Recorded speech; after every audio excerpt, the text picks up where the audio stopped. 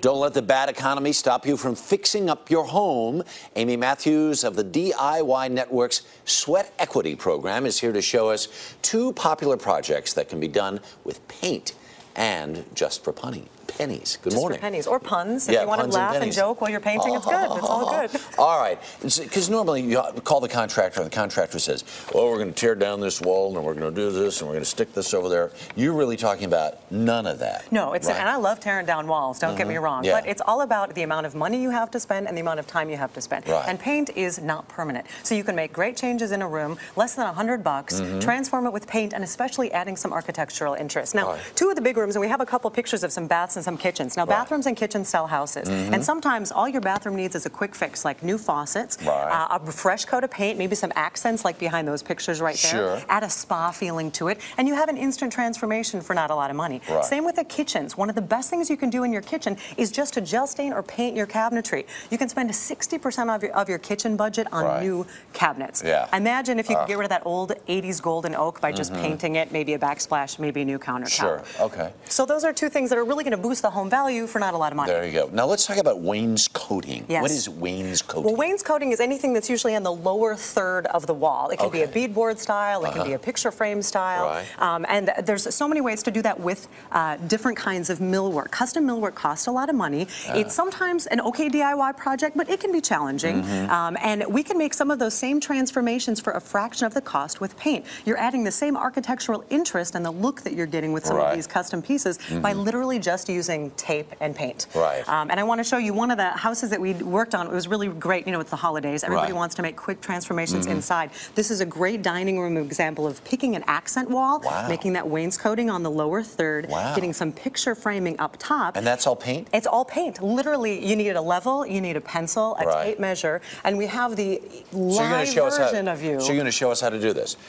So here is one that, this is just, you know, a flat that we, you know, drug out here, and then you did this. We did this, and it's so simple. And imagine this: $100 to change your room, and it's not permanent. So as soon as the holidays are over and you want another quick change, you can paint the room again. I hate that. I hated that. All right, show us how it's done. So we've prepped the wall. We've already used Scotch Blue painter's tape to get this all prepped off and found our lines. Now I want to show you, because one of the most important parts of taping is how you actually put the tape on the wall, and not everybody does this right. So when you put the tape on the wall, you only want to take it off a couple feet at a time. Okay, get a nice line, and then use a straight edge. You can use a 5-in-1 tool to smooth it down and make sure you kind of lock the edges. Or if you don't have a 5-in-1 tool, you can even use a credit card to do the same thing. And then that's going to seal it for you so you have a really good finish at the end. So I'm going to pull this one off, and you and I are going to start painting. Are you ready?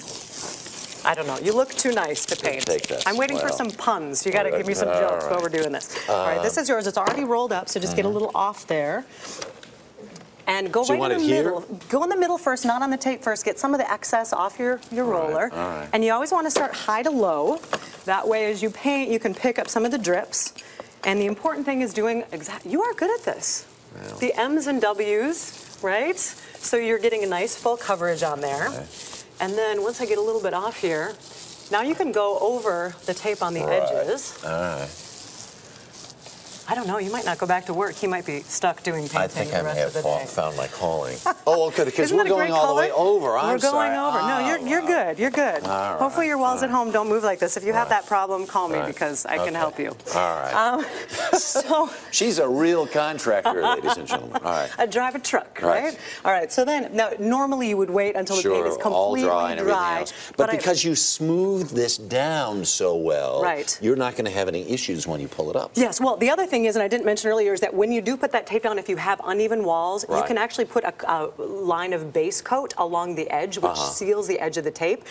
And then you get a nice clean finish. But on a good wall like this, now granted, it should be a dry paint, but here. And then the key of pulling it up is actually going at an angle, 45-degree angle, and pulling kind of nice and slow. Look at that. All the way up like that. Isn't that fun? Is that the most fun you ever had? It's getting all over. All right. Okay. Can we move on to the kids' room section here? I was going to lick my finger. It's not like I do a cooking show. What's wrong with me? Well, maybe just so long as it's not oil-based paint, you'll probably be okay. Well, I'll be fine. All right. How many kids do you know named Don? None anymore. Okay. So maybe there's your Sam and your Ella, but, you know, we brought Don in here.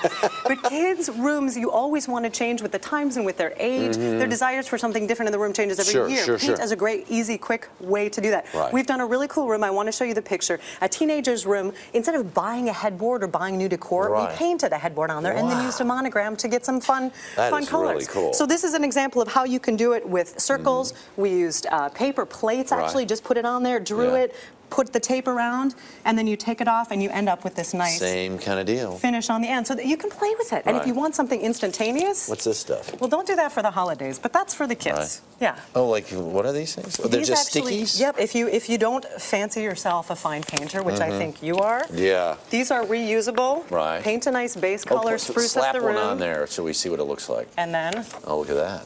That one goes on. And I bet those aren't very expensive. No, not at all. They're and don't put it on like me because you'll end up with the bubbles in there. I don't do wallpaper very well.